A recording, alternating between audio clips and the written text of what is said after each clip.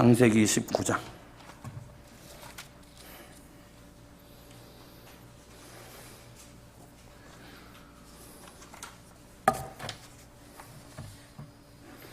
창세기 19장 1절에서 11절. 창세기 19장 1절에서 11절. 자, 다 찾으셨습니까? 네, 같이 19장 1절에서 11절 읽습니다. 시작. 저녁 때 그 두 천사가 소돔에 이르니 아침 롯이 소돔 성문에 앉아 있다가 그들을 보고 일어나 영접하고 땅에 엎드려 절하며 이르되 내 주여 돌이켜 종의 집으로 들어가 발을 씻고 주무시고 일찍이 일어나 갈 길을 가소서. 그들이 이르되 아니라 우리가 거리에서 밤을 새우리라. 롯이 간청하매 그제서야 돌이켜 그 집으로 들어오는지라. 롯이 그들을 위하여 식탁을 베풀고 무교병을 구우니 그들이 먹으리라. 그들이 눕기 전에 그 성사람 곧 소돔 백성들이 노소를 막론하고 원근에서 다 모여 그 집을 에워싸고 롯을 부르고 그에게 이르되 오늘 밤에 내게 온 사람들이 어디 있느냐 이끌어내라. 우리가 그들을 상관하리라. 롯이 문 밖에 무리에게로 나가서 뒤로 문을 닫고 이르되 청하노니 내 형제들아 이런 악을 행하지 말라. 내게 남자를 가까이 하지 아니한 두 딸이 있노라. 청하건대 내가 그들을 너희에게로 이끌어내리니 너희 눈에 좋을 대로 그들에게 행하고 이 사람들은 내 집에 들어왔은즉 이 사람들에게는 아무 일도 저지르지 말라. 그들이 이르되 너는 물러나라. 또 이르되 이 자가 들어와서 거류하면서 우리의 법관이 되려 하는도다. 이제 우리가 그들보다 너를 더 헤아리라 하고 롯을 밀치며 가까이 가서 그 문을 부수려고 하는지라. 그 사람들이 손을 내밀어 롯을 집으로 끌어들이고 문을 닫고 문 밖에 무리를 대소를 막론하고 그 눈을 어둡게 하니 그들이 문을 찾느라고 헤매었더라. 아멘.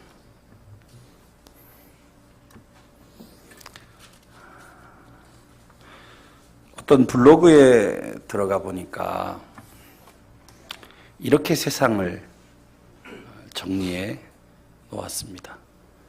한 문장으로 딱 정리를 하는데 유혹이 이 세상 전부다. 유혹이 이 세상 전부다. 이렇게 한 문장으로 세상을 정리할 수 있었던 근거를 몇 가지로 제시를 해놨습니다. 여러분 한번 들어보시죠. 첫 번째, 인간은 가치 있는 것을 좋아한다. 인간이 왜 명품을 좋아하고 왜 고급을 좋아하고 왜 비싼 것들을 좋아하겠는가? 당연히 가치가 높아 보이기 때문이다. 따라서 첫 번째 유혹은 바로 높은 가치이다. 두 번째로 유익한 것을 좋아한다. 즐거운 것, 행복한 것, 친절한 것, 자상한 것을 좋아하지 반대로 슬픈 것, 고통스러운 것, 무서운 것, 괴로움들은 싫어한다고 보면 된다. 세 번째를 잘 들어보십시오. 결국에는 유혹은 유혹으로 통하고 돈이 돈을 벌고 즐거운 게 즐거움을 낳고 쾌락이 쾌락을 부르게 되어 있다. 그래서 유혹이 이 세상의 전부다 라고 결론을 땅땅땅 내립니다. 여러분들은 이 정리와 이 결론에 대해서 어떻게 생각을 하십니까?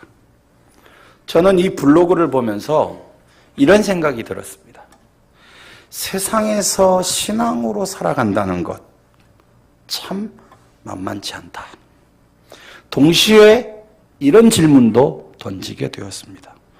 블로그의 한 문장처럼 유혹은 유혹으로 통하고 돈이 돈을 벌고 즐거운 게 즐거움을 낳고 쾌락이 쾌락을 부르는 이 세상이라는 그 최고의 힘 앞에 그리스도인은 어떻게 살아가야 하는가? 오늘 본문의 주인공은 롯입니다. 장소는 소돔과 고모라예요. 이 소돔과 고모라라는 도시는 경제의 중심지입니다. 물질이 가져다주는 화려함의 상징이기도 합니다. 아름다운 건축물이 무수히 존재합니다. 또 예술이 발전을 해서 모든 사람이 동경하는 그런 장소이기도 합니다. 하지만 이런 아름다움과 화려함은 허울뿐이고 이 도시의 가려진 부분에서는 시공창과 같은 냄새가 역겹게 나고 있습니다. 하나님은 이 도시를 이런 눈으로 보신다고 말씀하세요. 18장 20절에 보면 그 죄악이 심히 무거우니, 제가 저번 주에 이 말씀의 뜻이 회생 불가능의 상태라고 말씀을 드렸습니다. 이제 하나님께서 직접 이 소돔과 고모라, 정말 회생 불가능한 상태의 상황인지 직접 보시기 위해 심판을 결정하시기 위해 이 도시를 방문하십니다. 도착하여 보니까 롯이 성문 앞에 앉아 있습니다. 여러분, 성문 앞에 앉아 있다는 것, 그것은 어떤 의미를 지니고 있어요. 이 성문이라는 곳이 이 당시에 어떤 사회적 상황이 벌어지는 곳이었는지를 우리가 이해하면 되죠. 이 성문에서는 어떤 일이 벌어졌느냐? 장사하는 사람들과 그 장사하는 사람들의 뒤를 봐주는 지역 유지들의 행정적, 상업적 업무가 이곳에서 진행이 되었습니다. 그런데 여러분, 롯은 장사를 하는 사람들 축에 포함이 됐을까요? 안 그러면 지역 유지의 사람이었을까요? 놀랍게도 롯은 지역 유지였습니다. 롯은 사람의 모습으로 나타난 하나님의 방문을 받고 아브라함이 그랬던 것처럼 섬김의 행동을 취합니다. 그런데 18장에서 나타난 아브라함의 섬김의 모습과는 무언가 양적으로나 질적으로나 다른 모습을 발견하게 됩니다. 아브라함은 하나님의 방문을 받았을 때 그는 그가 동원해서 섬길 수 있는 최대의 것으로 하나님을 섬깁니다. 그런데 여러분 3절을 한번 같이 한번 보실까요? 3절. 자, 3절을 같이 읽어요. 시작. 롯이 간청하매 그제서야 돌이켜 그 집으로 들어오는지라. 롯이 그들을 위하여 식탁을 베풀고 무교병을 구우니 그들이 먹으리라. 여러분, 아브라함의 식탁은 너무나 정성스러웠고 풍성하였습니다. 여러분 18장을 읽어보면 딱 알 수 있습니다. 그러나 롯은 너무나 빈약합니다. 마치 이 시대의 도시의 모습처럼 너무나 바쁜 생활에 쫓겨서 그냥 대접한다는 흉내만 내는 듯한 느낌을 지울 수가 없습니다. 부유한 것 같지만 전혀 부유하지 않은 소돔의 고모라의 실상을 지금 롯이 대신 보여주는 것 같은 느낌이 듭니다. 실제로 에스겔 16장 49절에서는 소돔과 고모라의 숨겨졌던 모습을 이렇게 폭로하는 것을 볼 수 있는데요. 에스겔 16장 49절에 읽어요. 내 아우 소돔의 죄악은 이러하니 그와 그 딸들에게 교만함과 음식물의 풍족함과 태평함이 있으며 또 그가 가난하고 궁핍한 자를 도와주지 아니하며. 자, 그 뒤에 보면 또 그가 가난하고 궁핍한 자를 도와주지 아니하며 라고 말씀합니다. 분명 소돔과 고모라는 풍요로운 땅이었습니다. 풍족함이 있었지만 그것으로 이 소돔과 고모라는 을에게 갑질을 행하는 그런 도시가 바로 소돔과 고모라였어요. 비록 물질은 풍요로운지 몰라도 마음은 강팍함으로 병든 도시가 바로 이 도시였던 것입니다. 이런 도시의 모습을 우리는 지금 롯의 모습을 통해 확인하고 있는 거예요. 여러분, 우리의 생활은 어떻습니까? 직장 속에서 바쁘다는 핑계로 사람을 인색함으로 대하며 우리는 지금 살아가고 있지는 않습니까? 쪼달린다는 것을 핑계로 실상의 섬김과 도움의 손길을 등한시 여기며 우리는 혹시 살아가고 있지는 않습니까? 사랑하는 여러분, 인간이라는 단어를 여러분 아시죠? 인간. 우리를 일컬어 인간이라고 합니다. 그런데 이 인간이라는 말의 의미가 뭐냐면 사람과 사람 사이라는 뜻이에요. 사람과 사람 사이. 그 사람 사이에 사랑이 흘러가야 되고 그 사람 사이에 배려가 흘러가야 정상입니다. 그런데 언제부터인가 우리 안에는 우리의 삶에는 채워져야 할 진정성이 사라져가고 있습니다. 목사님 무슨 말이에요? 우리의 나라에 있었던 희귀하고도 이해할 수 없는 하나의 사건을 설명하면 이해가 될 것 같습니다. 땅콩 회항 사건. 인간과 인간 사이가 갑과 을의 관계가 되어버렸고 그 사이에 그 갑과 을의 관계가 그 사이에 무엇으로 이해할 수 없는 사건이 일어나느냐 하면 땅콩이라는 사람과 사람 나와 너 그 사이에 사랑이 흘러가야 되는데 나와 너 사이에 사랑이 흘러가는 것이 아니라 어떤 그것이 끼는 순간 그것이 갑을로 바뀌면서 도저히 일어나면 안 되는 사건이 일어났습니다. 그것을 우리는 땅콩 회항 사건이라고 부릅니다. 롯의 식탁에서 이루어지고 있었던 이 모습은 우리 시대의 내면 세계를 비추어주는 자화상이라고 한다면 이제 소돔과 고모라의 외면 세계, 외적인 세계를 드러내면서 하나님 앞에 이 땅이 심판받아야 마땅하다라는 그 이유가 증명이 되어지는 일들이 이제 벌어집니다. 여러분 5절을 한번 보시죠. 5절. 자, 5절 같이 읽어요. 시작. 롯을 부르고 그에게 이르되 오늘 밤에 내게 온 사람들이 어디 있느냐 이끌어내라. 우리가 그들을 상관하리라. 여기 보면 우리가 그들을 상관하리라 되어 있는데 이 상관한다는 말이 어떤 의미냐?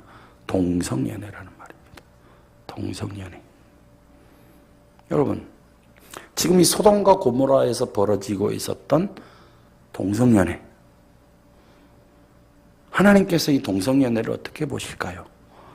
로마서 1장 28절에 보면 하나님이 이 죄를 향해 심판이 이미 시작이 되었다고 말씀하시면서 하나님의 강력한 진노와 심판이 이루어져야 될 대상이라고 말씀하고 계심을 봅니다.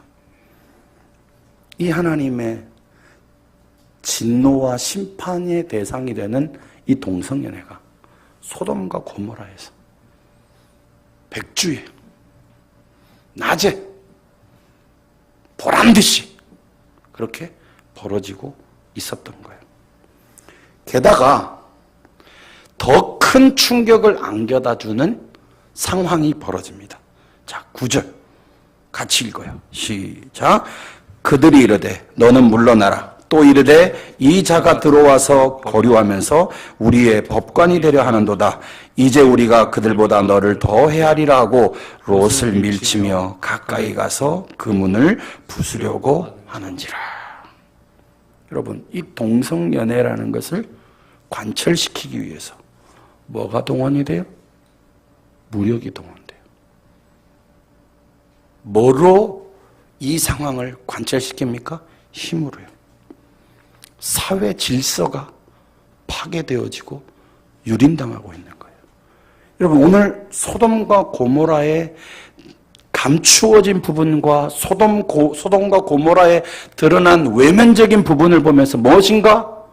우리의 삶에, 우리의 도시에, 우리가 살아가는 삶의 정황 속에서 무엇인가 느껴지는 것이 없습니까? 딱 이 시대의 사회와 이 시대의 상황을 비추어 주는 것 같지 않습니까? 퀴어 축제라는 게 있습니다. 이제 웬만한 대도시에서는 이것이 계속 된다고 하더군요.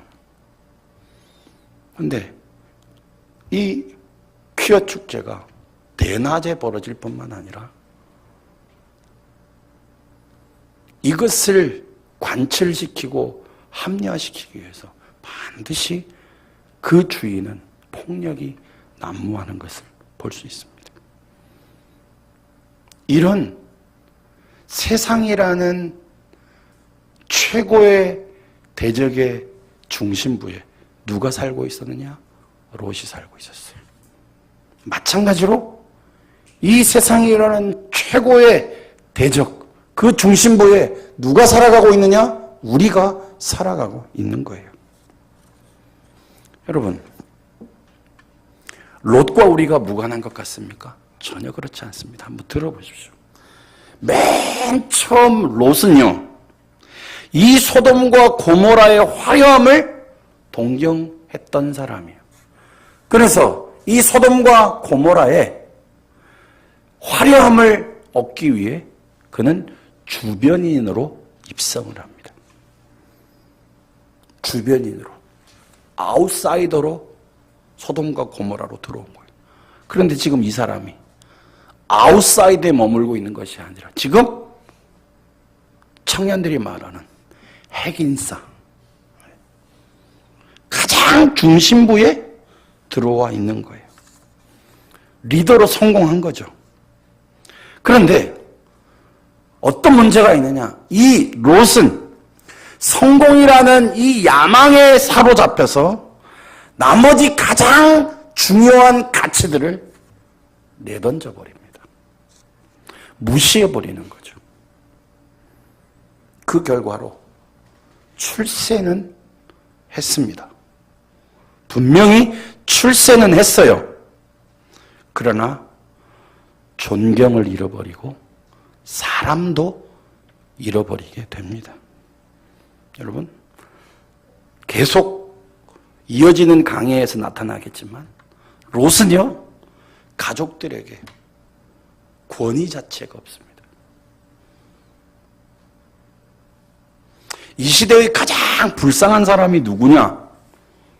요즘 TV에서 강연을 하면 이 시대의 가장 불쌍한 사람들은 50대를 넘어선 남성들이라고 이야기를 합니다.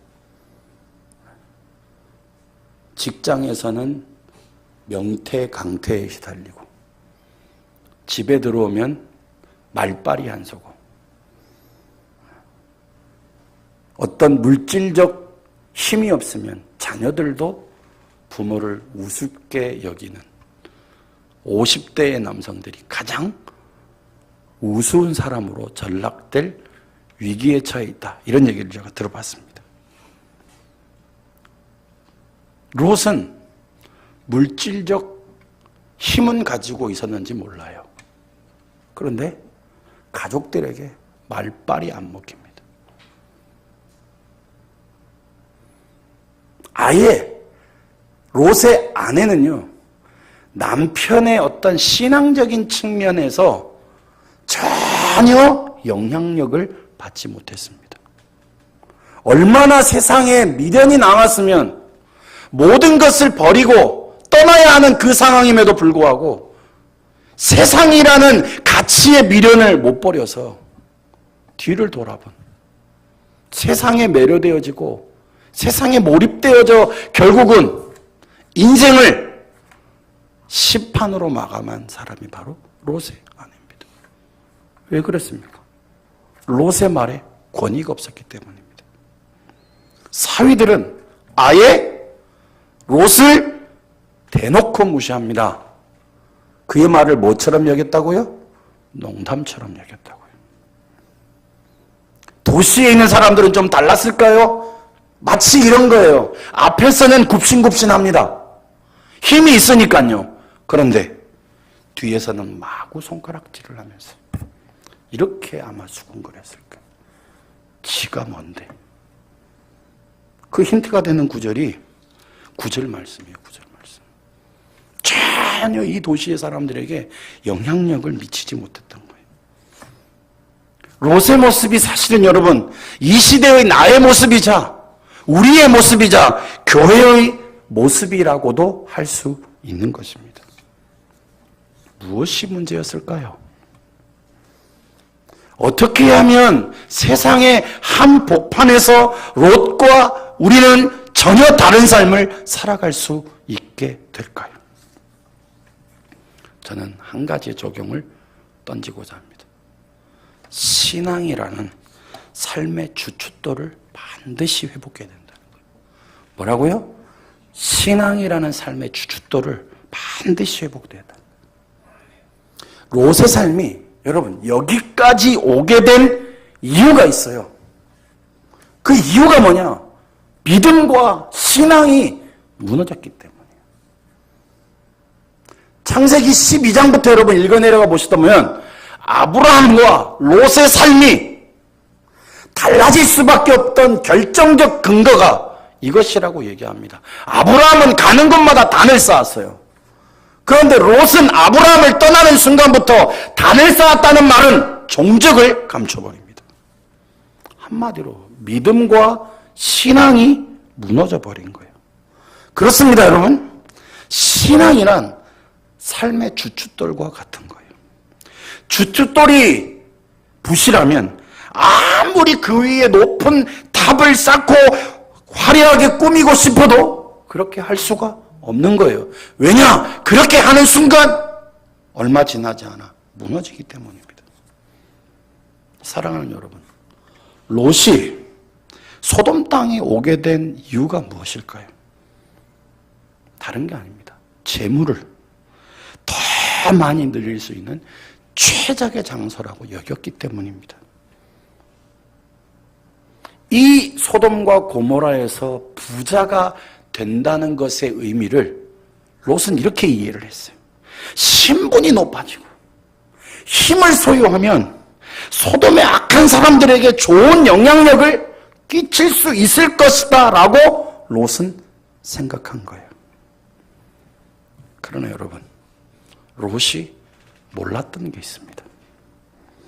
그가 그렇게 중요시하게 여기던 돈과 세상의 가치에 몰입되어져 가는 순간, 그 순간이 인생이라는 미끄럼틀에서 서서히 미끄러져 내려가고 있는 순간이라는 것을 롯은 몰랐던 거예요.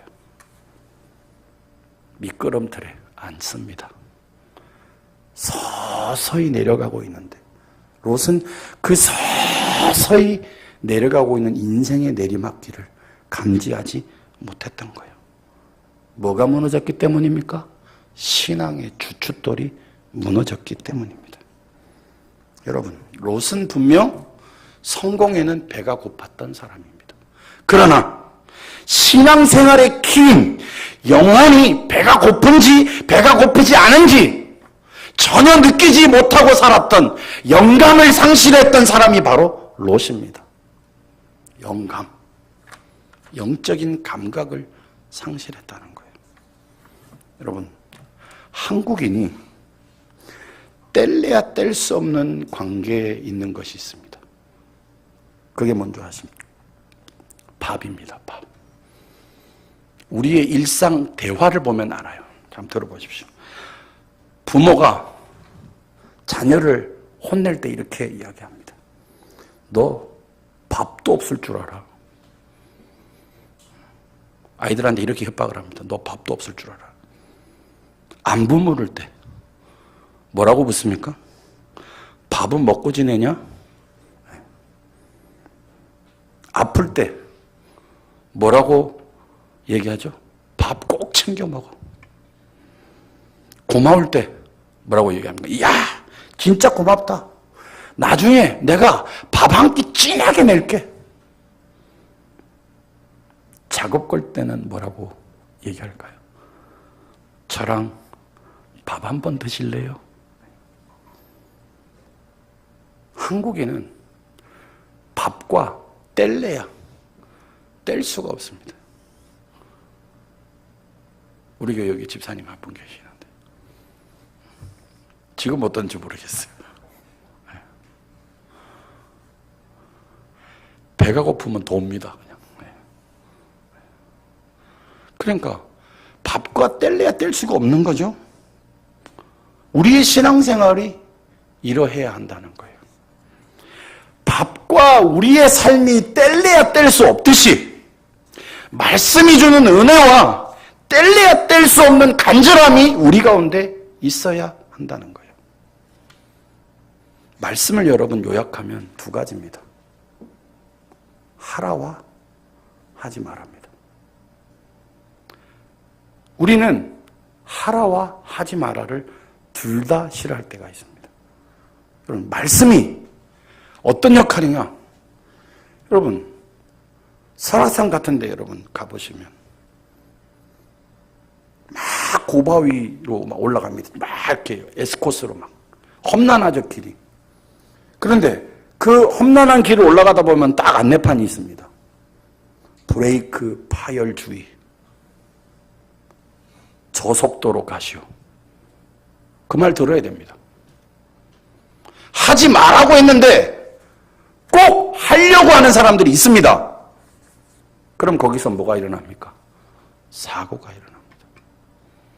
왜 말씀이 주는 은혜와 뗄래야 뗄 수 없는 삶을 살아가야 되느냐? 그 말씀이 우리의 영혼에 저장되어질 때, 그 말씀으로 부여해지게 될 때 내가 해야 될 일과 하지 말아야 할 삶의 정황을 하나님께서 말씀을 통해 분별해 주시기 때문입니다. 아멘 하시기를 바랍니다. 영적으로 줄인 사람은요, 절대 예배를 소홀히 할 수가 없습니다. 왜냐하면 세상에 털린 영혼이 부유한 하나님의 사랑으로 가득 채워지기 때문입니다. 자, 여러분, 그냥 멀리 생각할 필요도 없어요. 좀 딱 보자고요, 딱. 오늘 예배를 딱 드리러 왔어요. 근데 예배를 드리러 왔는데 충만한 상태여서 오신 분들은 거의 없습니다. 다 세상에서 진을 빼고 세상이 주는 여러 가지의 문제 속에 쪼이고 마치 참새가 들판에 알곡이 다 이렇게 익어갖고 머리를 숙일 때 되면 참새가 가만 안 있습니다. 어떻게 하죠? 가서 알곡을 쪼아 먹습니다. 그럼 뭐만 남습니까? 껍데기만 남습니다. 그 껍데기와 같은 상태가 지금 우리가 예배 드릴 올 때의 모습입니다. 텅텅 비어 있습니다. 영혼이 텅텅 비어 있어서 어떤 사람은 하나님의 은혜에 반응하지 못하고, 어떤 사람은 하나님의 말씀이 귀에 들어오지 않고, 어떤 사람은 하나님 앞에 감히 찬양할 수 없는 그런 영적인 텅텅 비어 있는 상태에서 하나님 앞에 옵니다. 그러나 영적으로 굶주려 있는 사람은 그 은혜를 통해, 그 예배를 통해 하나님이 주신 은혜를 경험하고 하나님의 사랑으로 가득 차는 역사가 일어나게 되는 것입니다. 영적으로 배부르기를 원하는 사람은요, 기도의 모든 것을 겁니다. 왜냐고요? 기도는 이런 능력이 있기 때문입니다.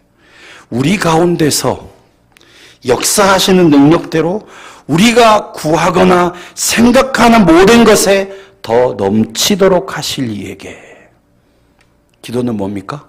더 넘치도록 부어줍니다. 이 은혜를 알기 때문에 사람은, 성도는 위기가 오면 기도에 매달리는 것입니다. 내가 할 수 없는 상황이 오면 하나님 앞에 엎드리는 것입니다. 여러분, 위기가 왔는데 안 엎드린다. 그거는 성도가 아닙니다. 엎드리십시오. 부르짖으십시오. 간구하십시오. 나를 살려달라고, 나를 회복시켜달라고, 나를 치유해달라고 기도할 때 하나님이 내 영혼을 넘치도록 회복시키시는 역사가 일어난다는 것을 믿으시기를 바랍니다. 신앙의 주춧돌로 인생이 다시 세워지기를 원하는 사람은 영혼이 탁월한 능력으로 채워지기를 갈망합니다. 자, 예수님의 말씀입니다. 나를 믿는 자는 성경의 이름과 같이 그 배에서 생수의 강이 흘러나리라 하시니 이는 그를 믿는 자들이 받을 성령을 가리켜 말씀하신 것이라. 영혼이 탁월한 능력으로 채워지는 방법이 뭡니까? 탁월하신 성령으로 더딥혀지는 거예요. 자, 여러분, 제 얘기를 잘 들어보십시오. 우리는 세상에 나가면 뭔가에 묻힙니다. 제가 옛날에 울산에 살았는데, 여러분, 옛날에 울산에 살면서 아침에 나갔다가 밤에 들어와가지고요, 휴지로 코를 딱 풀면요, 휴지가 시커먼 때가 있었습니다. 뭐예요? 오염된 공기에 노출이 된 거예요. 우리가 그렇게 삽니다. 세상에 나가면 오염된 가치관, 오염된 삶에 우리의 삶이 오픈이 되어지죠. 그러면 그거 무서워서 세상 생활 안 해야 됩니까? 도망쳐야 됩니까? 무인도로 가야 됩니까? 아니에요. 거기에 더딥히면 됩니다. 이빨을 치료할 때 뭐 합니까? 썩은 이에 더딥히죠. 마찬가지예요. 우리의 영혼이 더딥혀지면 되는 거예요. 뭘로요? 탁월하신 성령으로. 성령이 우리를 덮으시면, 성령이 우리의 영혼을 덮으시면 사악한 것, 나쁜 것, 하지 말아야 될 것, 팔팔 살아서 움직이는 우리의 자아가 성령의 능력으로 덮이고 죽여지고 새롭게 되고 각성되어지고 치유되어지고 일어나게 되는 것입니다. 제가 아까 전에 인간, 사람과 사람 사이라는 말이었어요. 이 시대를 치유하는 키 역시 탁월하신 성령께 있습니다. 왜냐? 이 탁월하신 성령께서 우리의 이웃과의 관계를 그것이 아닌 그 사람, 인격으로 채워가고 연결시켜 주기 때문입니다. 사도행전을 읽어보시면 압니다. 문화가 다르고 가치관이 다른 지역과 도시가 어떻게 연결이 되어지고 어떻게 하나가 됩니까? 성령이 임하시니까 세대 차이도 뛰어넘더라는 거예요. 문화적 장벽도 뛰어넘더라는 거예요. 우리 교회 속에 진짜 필요한 은혜가 뭡니까? 탁월하신 성령으로 더딥혀지면 교회를 덮어버립니다. 나약하고 연약하고 사람 냄새 나는데 성령이 덮으시면 거룩해지고 탁월해지고 위대해지고 새로워지고 각성되어지는 은혜가 임할 뿐만 아니라 사람 사이가 은혜로 사랑으로 끈끈하게 연결되어져 가는 것입니다. 사랑하는 여러분, 우리 앞을 딱 막아선 세상이라는 최고의 대적 앞에서 어떤 삶을 살기를 원하십니까? 롯은 성공이라는 야망에 늘 배가 고팠지만 가장 중요한 것을 잃어버리고 마침내 내리막길 인생을 걷게 됩니다. 그렇다면 우리는 어떤 삶을 살아가야 할까요? 말씀이 주는 은혜와 예배와 기도와 탁월하신 성령이라는 신앙의 4가지 주춧돌을 분명하게 다시 세워갈 때 우리는 세상 앞에서 주눅들지 않는 세상이라는 최고의 대적 앞에 날마다 승리하는 삶을 경험할 수 있다는 사실을 기억하며 일주일 우리의 인생이 그 그렇게 펼쳐져 가기를 주님의 이름으로 간절히 축복합니다.